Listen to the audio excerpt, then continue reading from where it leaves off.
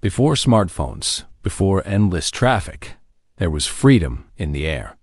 The 1980s were a time when kids roamed until the streetlights came on. Neighbors left their doors unlocked, and Saturday mornings were for bikes, arcades, and family breakfasts. It was a world built on trust, familiarity, and a rhythm of life that feels almost foreign today. What happened to that world? Back then, childhood wasn't planned down to the minute. Kids hopped on their bikes with no destination in mind, pedaling down quiet streets that felt safe, stopping by friends' houses without calling first. Parents didn't track their every move. They trusted the neighborhood itself to watch over them. The rule was simply to be home by dinner or when the first porch lights flickered on. That kind of independence gave kids not just freedom, but confidence, a sense that the world outside their front door was theirs to explore. Communities thrived on something that can't be bought: connection. Neighbors didn't just wave in passing. They knew each other's names, their stories, their struggles. A knock at the door might mean someone borrowing sugar or asking if you'd seen their dog. People shared tools, looked after each other's kids, and celebrated holidays side by side. When someone moved in, the neighborhood didn't just notice, they showed up with casseroles, cookies, and a genuine welcome. That level of trust created an invisible safety net, one that made the world feel smaller, but also warmer. Inside the home, families gathered in ways that now feel rare. Dinner wasn't something eaten on the run. It was a nightly ritual. The TV was often turned off, and stories from school or work were shared around the table. Saturdays meant yard work in the morning and perhaps a barbecue in the afternoon. Children played tag in the yard while parents chatted under the shade of oak trees. Block parties weren't organized on apps or social media. They happened because neighbors knew each other well enough to simply knock on doors and spread the word. Even shopping felt personal. Walking into the local grocery store or Five and Dime, you weren't just a customer, you were a familiar face. Clerks remembered your name.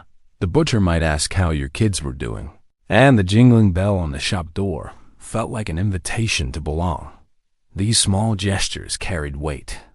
They built a sense of community that gave people comfort and stability, even in uncertain times.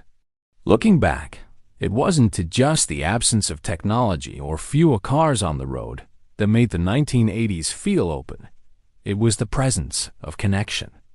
It was the shared understanding that neighbors mattered, that children deserved space to grow, and that the pace of life allowed people to stop and talk instead of rushing past. But time doesn't stand still, and neither did the freedoms that once defined everyday American life. No GPS, no smartphones, just a bike, a few quarters, and the whole neighborhood to explore. Childhood in the 1980s carried a kind of freedom that's hard to explain to anyone who didn't live it. The world seemed wide open, yet safe enough to wander without fear. Kids could leave the house in the morning and not return until dinner. Their days filled with adventures that didn't require schedules, chaperones, or text messages to check in. The walk or bike ride to a friend's house was part of the fun. Every block held possibilities. The neighbor's dog barking through a fence, the shortcut through a field, the thrill of ringing a doorbell and asking, "Can you come out and play?" There were no arranged playdates, no online group chats, just the spontaneous joy of showing up. Parents didn't hover because they trusted not only their children, but also the community around them. If something happened, someone down the street would notice. Adults kept an eye out, even if they weren't your parents. Playgrounds weren't backlit by glowing screens. They were filled with the sound of sneakers on hot pavement, swings creaking, and the unmistakable rhythm of a kickball bouncing on the blacktop. Kids scraped their knees, fought, made up, and tried again. There were no cell phones to capture the moment, no instant messages to complain about unfair teams, just laughter, bruises, and lessons learned face to face. That freedom built resilience in ways few structured activities today can. And when quarters jingled in your pocket, the possibilities expanded. The corner store promised cold sodas and packs of gum.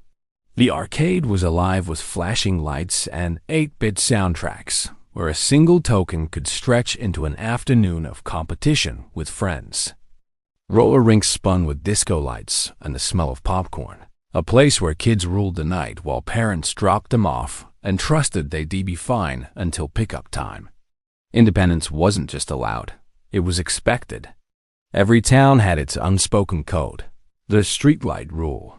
When the lamps buzzed to life and the sidewalks turned orange with their glow, it was time to pedal home. No phone calls, no curfews tracked on an app, just a shared understanding that carried from family to family. And somehow, it worked. Kids came home sunburned, sweaty, and tired. Their pockets lighter, but their memories full. Today, the idea of letting children roam unsupervised feels almost impossible. Phones track their every step, playdates are penciled into calendars, and parents often feel judged if they allow too much independence. Childhood has shifted from open-ended adventure to managed experience. Looking back, the freedom of roaming may have carried risks, but it also carried rewards, confidence, creativity, and a sense of belonging to a world just beyond your doorstep. But it wasn't only kids who lived free of the roads themselves offered a kind of independence that feels impossible today. Gas was cheap, highways were calling, and road trips were a rite of passage in 1980s America. The open road was more than pavement and painted lines. It was an invitation to adventure. Families packed into station wagons or minivans, coolers full of soda and sandwiches tucked in the back, and maps folded awkwardly in the glove box. With no phones to guide the way, every wrong turn became part of the story, and every detour held the chance of discovery. Cross-country drives weren't luxuries reserved for the wealthy. They were family traditions. Gas prices made it possible to cover hundreds of miles without breaking the bank, and highways stretched across the country like open arms. Long stretches of road were broken up by quirky roadside attractions, giant fiberglass dinosaurs, neon-lit diners, or motels with hand-painted signs promising color TV as if it were a marvel. These stops weren't planned weeks in advance. They were found by chance, stumbled upon in the spirit of curiosity that only the road could inspire. For kids, the back seat was its own universe. Piled on top of sleeping bags and pillows, they played travel games, argued over space, and pressed their faces against the glass to watch the landscape roll by. With no tablets or streaming videos, entertainment came from cassette tapes, static-filled radio stations, or the hum of conversation. Parents sang along to songs from the radio, windows cracked open to let in the warm wind, the air thick with gasoline, asphalt, and summer freedom. Teenagers found their own kind of independence on the road. The first car wasn't just a way to get from point A to point B. It was a ticket to freedom. A set of keys meant Friday night cruising with friends, trips to drive-ins, or simply driving aimlessly with the windows down and music blasting. The sound of a tape clicking over to the next side, the smell of fast food bags tossed in the back seat, and the thrill of not needing to ask for a ride created a kind of autonomy today, as rideshare apps can never replicate. The freedom of driving without GPS gave every trip a sense of unpredictability. Paper maps spread across dashboards, directions scribbled on napkins, or a stranger's instructions at a gas station guided the way. There was risk. Of course, getting lost was easy, but so was the joy of finding something unexpected. A hidden lake, a tiny town fair, a diner that served the best pie you'd ever tasted. That sense of the unknown turned even ordinary drives into stories worth remembering. Cruising wasn't just about destination. It was about the feeling of motion itself. Windows rolled down, the wind tangling hair, and music playing loud enough to feel in your chest. On those roads, people found a kind of freedom that was simple and wide open, tied not to efficiency, but to experience. But freedom wasn't just behind the wheel. It was in the way people trusted, gathered, and built communities. Back then, you didn't just know your neighbors, you trusted them with your house key. The 1980s carried an ease of living that feels almost impossible to imagine today. Neighborhoods were more than just a cluster of houses. They were extended families stitched together by familiarity and trust. Children walked to school alone, cutting across yards or taking shortcuts through alleys without fear. Parents didn't hesitate to let their kids ride bikes to the park or spend hours at a friend's house because they knew that, one way or another, the community would look out for them. It was a time when a knock on the door often meant someone borrowing a cup of sugar or a teenager offering to mow your lawn for a few dollars. Neighbors kept spare keys for each other, watered plants while families were on vacation, and never thought twice about watching over someone else's children for an afternoon. The idea of needing a camera at every corner of your house or a keypad alarm system on every door would have seemed unnecessary, even absurd. Safety didn't come from technology, it came from trust. Summer nights stretched out like gentle rituals. Families sat on porches, sipping iced tea or cold beer, waving to anyone who passed by. Conversations started with a simple hello and often stretched long into the evening. Children played hide-and-seek under the glow of streetlights, while parents leaned against porch rails, laughing and swapping stories. The streets felt alive, not with traffic or noise, but with the rhythm of human connection. That sense of connection created something stronger than any locked gate. It created real safety. It wasn't perfect, and dangers still existed, but people believed in one another enough to lower their guard. A community as to strength wasn't measured in the number of security cameras, but in the number of people willing to show up when needed. If a storm rolled through, neighbors checked in on each other. If a car broke down, help was only a few doors away.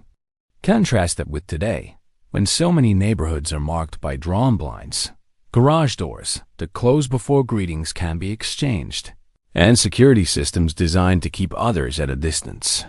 Fear has crept into the spaces where trust once lived. We trade smiles for caution, openness for suspicion, and in doing so, we lose a little of the freedom that came from believing the world around us was not just safe, but welcoming. The memory of those neighborhoods still lingers in the sound of screen doors slamming, in the echo of voices carried across backyards, in the comfort of knowing that someone nearby cared. It was a quieter kind of freedom, the freedom from fear, the freedom to belong without question. But even the strongest bonds had to share space with another kind of freedom: what people ate, smoked, and celebrated. From candy cigarettes to fast food every night, the 1980s had freedoms that would shock health officials today. It was a decade when indulgence wasn't whispered about. Smoking wasn't hidden away or pushed to designated corners. People lit up in restaurants, puffed away in office buildings, and even smoked on airplanes, where the haze of cigarette smoke mixed with the scent of reheated meals. Ashtrays weren't just tolerated. They were built into armrests and tabletops, a permanent fixture of public life. For kids, sugar was its own kind of permission slip. Saturday mornings belonged to brightly colored cereal boxes, mascots with wild eyes, and jingles that stuck in your head long after the cartoons ended. Parents poured heaping bowls of neon-colored flakes or marshmallow-studded puffs, barely blinking at the fact that most of it was sugar. The commercials themselves felt like part of the fun animated characters racing across screens, promising prizes hidden at the bottom of the box. Childhood indulgence wasn't a guilty pleasure. It was a cultural norm. And then there was fast food, the crown jewel of convenience. Drive-through windows popped up everywhere, offering bags of burgers and fries at lightning speed. Menus didn't list calorie counts or fat content, and no one asked about sodium or sugar. The focus wasn't on health, it was on happiness. A trip to McDonald's or Burger King wasn't seen as a risk. It was a reward. Kids begged for happy meals, not because of portion control, but because of the toys tucked inside. Soda, candy, chips, and snacks lined store shelves, their bright packaging calling out like carnival lights. No parent thought twice about handing their child a can of cola after school, or letting them tear into a pack of bubble gum that lost its flavor after 3 minutes. Indulgence wasn't seen as dangerous. It was just part of being alive, a little fuel for fun. Even adults carried this spirit. Snack machines in offices offered candy bars and sugary drinks without apology, and late-night pizza runs were as common as early morning coffee. The advertising of the time doubled down on this celebration. Commercials beamed with slogans promising more, bigger, sweeter, better. It wasn't about moderation, it was about abundance. The culture taught people that happiness came in large sizes, whether it was a supersized meal or a family-sized bag of chips.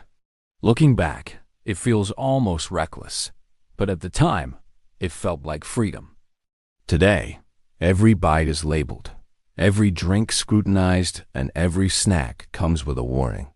What once was casual indulgence has been reshaped into caution, with regulators and health campaigns pushing us toward restraint. The freedom of the 1980s diet wasn't about nutrition, it was about joy, about living without the constant reminder of consequences.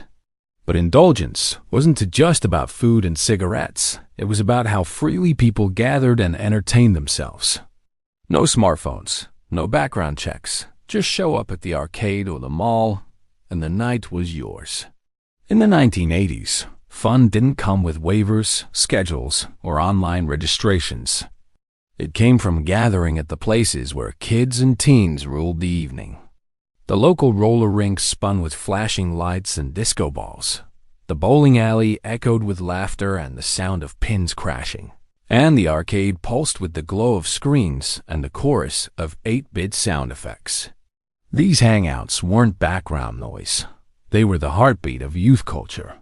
Parents often dropped kids off and drove away without a second thought. There wasn't the same shadow of fear or the sense that every moment had to be supervised. Kids navigated the world of friendships, rivalries, and first crushes on their own. The mall food court wasn't just a place to eat. It was a stage where teens figured out who they wanted to be, one slice of pizza or pretzel at a time. Whether it was a Saturday night at the movies or an impromptu meetup in the parking lot, freedom meant experimenting with independence, unfiltered and unscripted. Music was everywhere, shaping identities as much as the places themselves. Boomboxes thumped on street corners, carried on shoulders like badges of pride. Walkmans made music personal, allowing kids to create their own soundtracks as they wandered through neighborhoods or lounged on front steps. Tape trading was its own form of currency, copying songs from friends, rewinding, recording over, and passing them along. Music wasn't something streamed in private. It was shared, debated, and blasted into the open air. Spontaneity was the rule, not the exception. Plans weren't penciled into calendars weeks in advance.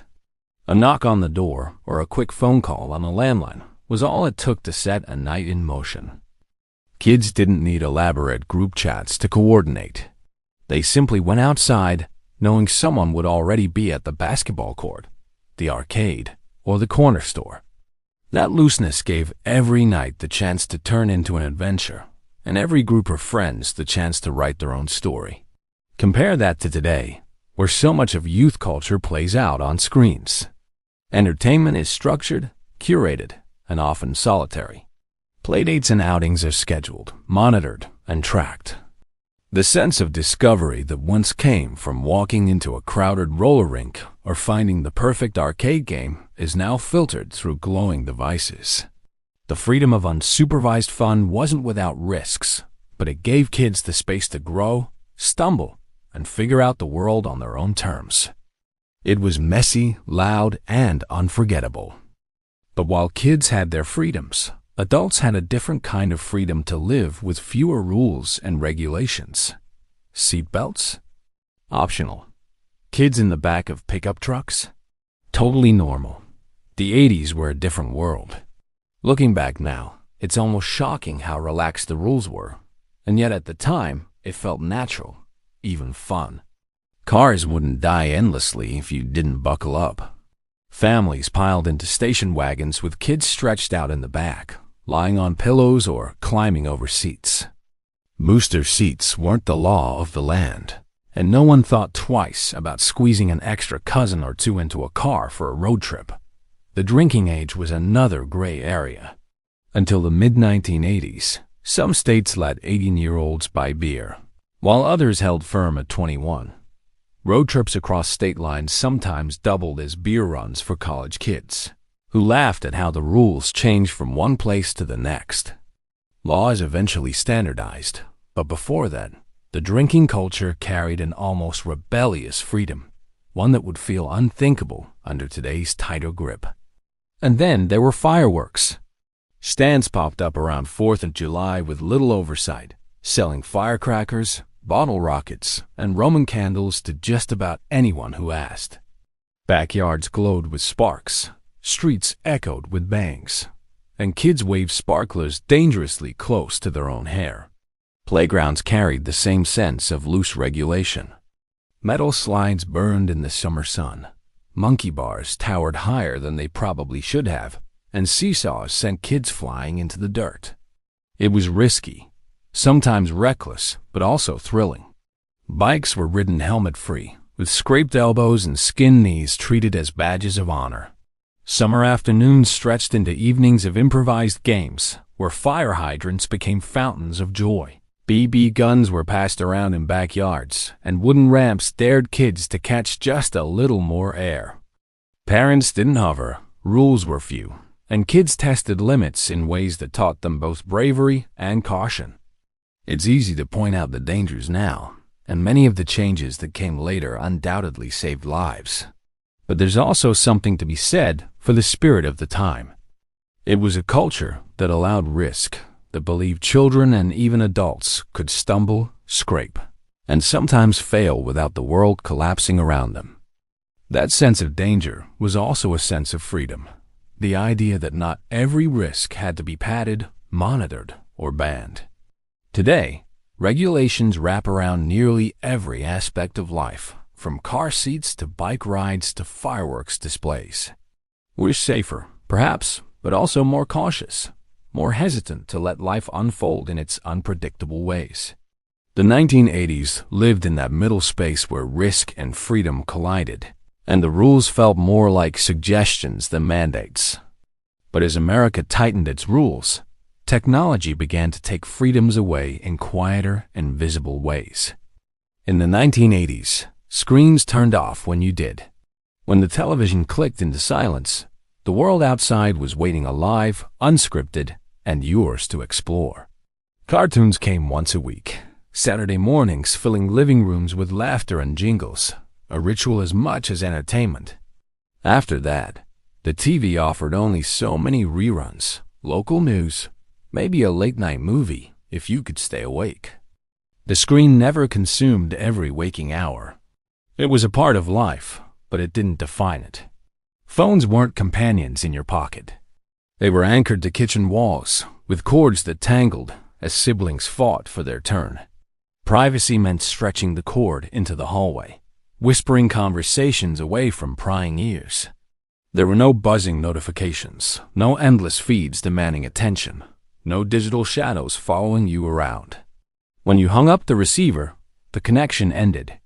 Life moved back into the physical world, where moments weren't documented but lived. For kids, freedom came from being offline entirely. The backyard, the street, the park, those were the playgrounds. Kids played until grass stains covered their knees, and the air smelled like summer dusk. They rode bikes, built forts, and made up games that lasted until the streetlights glowed. There was no scrolling, no endless loop of videos or images to numb the hours. Boredom wasn't an enemy. It was the spark that lit imagination. Even adults had a kind of mental freedom that feels rare today. Work stayed at the office. Unless someone called your home phone, evenings belonged to family, hobbies, or simple rest. Vacations meant true disconnection. No emails waiting. No pressure to photograph and share every detail. Privacy wasn't something you fought to protect. It was simply there, a natural state of life. Contrast that with today's world, where screens never sleep. Notifications compete for attention every minute. Children are tracked and entertained by devices, and even the quietest moments carry the hum of a digital tether. There's convenience in it, certainly, but the trade-off is constant noise and inability to simply be. What was once a luxury of stillness and presence is now something people struggle to reclaim through digital detoxes. The 1980s offered freedom not only from screens, but from the pressures that screens now bring. No one cared if your meal looked picture perfect or if you documented every outing. Life unfolded in real time, shared with the few who were there, not broadcast to the many who weren't. That privacy, that breathing room, gave life a kind of softness that's harder to find today. And as the world shifted into the digital age, the freedoms of movement, trust, and community slipped even further away. The 1980s weren't perfect, but they gave us freedoms we may never see again. They gave us a world where children roamed on bicycles until the streetlights told them it was time to come home, where a car and a map were enough to cross the country, chasing the horizon with nothing but music and open roads for company, where neighbors held spare keys, porches were gathering places, and trust was the invisible thread that stitched communities together.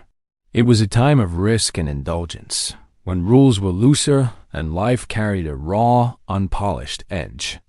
Seatbelts dangled unused. Playgrounds challenged kids to climb a little higher, and fireworks lit up summer skies with reckless delight. Candy, soda, and late-night fast food were treats no one counted or measured. And through it all, screens waited quietly in the corner, never demanding more than a few hours of attention before life pulled you back outside. These freedoms weren't about breaking laws or ignoring safety. They were about living in a culture that trusted people to navigate their own paths. A culture that believed the community would catch you if you stumbled. Those mistakes were part of growing up, and that connection was built face to face, not pixel to pixel. In so many ways, freedom was the heartbeat of America, and in the 1980s, you could hear it everywhere in the laughter of kids playing tag, in the rumble of a family station wagon, in the warmth of a neighbor's wave. Today, we live in a world that prizes safety, convenience, and efficiency. And while those things bring comfort, they also come with invisible costs. Doors are locked, childhoods are monitored, and screens follow us into every corner of life. The trade has given us protection, but it has also taken away a certain looseness, a space where joy and risk once lived side by side. Yet nostalgia isn't just about mourning what's gone. It's about remembering the best parts and carrying them forward. We may not return to the exact world of the 1980s, but we can choose pieces of it. We can slow down. We can gather neighbors on porches again. We can let kids explore, even in small ways, and remind ourselves that freedom doesn't always mean danger. It often means trust. The America we left behind still lingers in memories, in family photos, in the way a song from that era can transport us instantly back. And if we choose, we can bring pieces of it into today. Because freedom, at its core, is not just about laws or rules. It's about how we live, how we connect, and how we choose to open our doors to one another. So what do you remember about the 1980s? Share your stories, your memories, your pieces of that lost freedom. After all, the past only truly fades if we let it.